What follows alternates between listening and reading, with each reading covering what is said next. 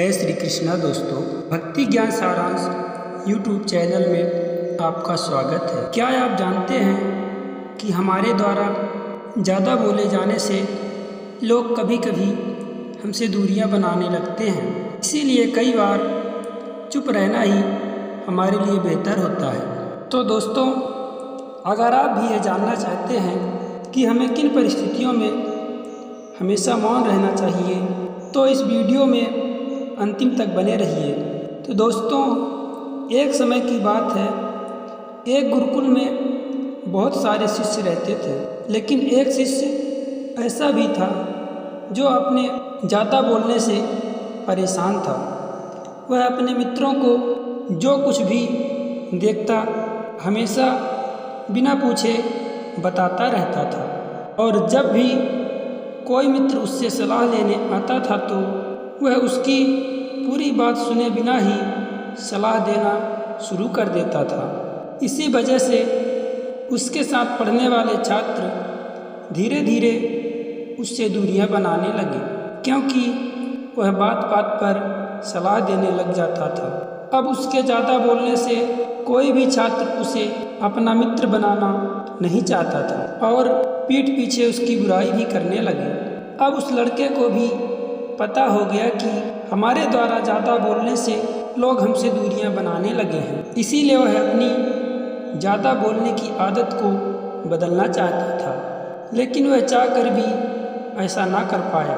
तो एक दिन वह अपने गुरु के पास गया और अपनी ज़्यादा बोलने की आदत को बताया। तो गुरु बोले, बेटा, ज़्यादा वही व्यक्ति बोलता है जिसे पूरा ज्ञान ना हो, परंतु वह अपने आप को यही समझता है कि हमें सब कुछ पता है। इसीलिए तुम्हें सबसे पहले यह अभिमान हटाना होगा कि तुम्हें सब कुछ पता है। फिर गुरु ने उसे 5 ऐसी बातें बताई जो हर इंसान को दुखी होने एवं बुरी परिस्थितियों से बचा सकता है।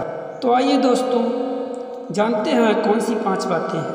पहली बात यह है कि अगर आपको लगे कि कोई आपकी भावनाओं को नहीं समझ रहा है तो उस वक्त आपको चुप रहना चाहिए। दूसरी बात यह है कि अगर आपको किसी चीज़ के बारे में अगर पूरी जानकारी ना हो तो आप उस वक्त चुप रहें, क्योंकि आधा अधूरा ज्ञान आपको हंसी का पात्र बना सकता है।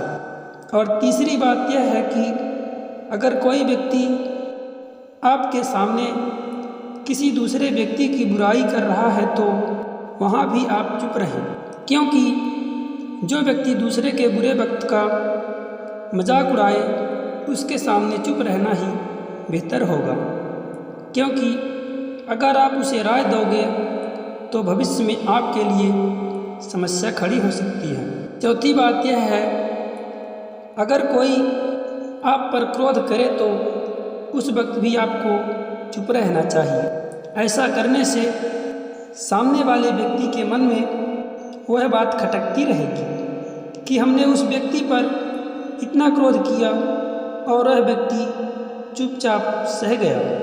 इससे आपकी इज्जत उसकी नज़रों में बढ़ जाएगी। अंतिम और 5वीं बात यह है कि अगर कोई व्यक्ति आपको अपना दर्द या अपनी परेशानी सुना रहा है तो उस वक्त आपको चुपचाप सुन लेना चाहिए, ना कि उसको सलाह देना चाहिए, क्योंकि ऐसा करने से सामने वाले व्यक्ति को लगेगा कि कोई तो है जो हमारी बातों को सुन रहा है, और ऐसा करने से सामने वाले का मन भी शांत एवं हल्का हो जाता है। जब हम किसी की बातों को बिना कोई सलाह दिए सुन लेते हैं तो सामने वाले को लगता है कि इस व्यक्ति ने हमारी बात को सुना और समझा। उसकी नज़रों में हमारे लिए इज्जत और स्नेह बढ़ जाता है। इसीलिए जब कोई आपको अपनी परेशानी बताए तो आपको चुपचाप सुन लेना चाहिए, और जब तक सामने वाला व्यक्ति आपसे सलाह ना मांगे तो उसे कोई सलाह ना दे। गुरु के द्वारा बताई गई बातों से वह शिष्य समझ गया कि हमें इन परिस्थितियों में बोलना चाहिए और किन परिस्थितियों में मौन रहना चाहिए। तो दोस्तों, आशा करते हैं आपको इस कहानी के माध्यम से बहुत कुछ सीखने को मिला होगा। अगर आप भक्ति ज्ञान सारांश यूट्यूब चैनल पर पहली बार आए हैं तो चैनल को सब्सक्राइब करके ऑल बटन को प्रेस कर दें, ताकि ऐसे ही ज्ञानवर्धक कहानियाँ आपको सुनने को मिलती रहें। जय श्री कृष्णा दोस्तों, राधे राधे।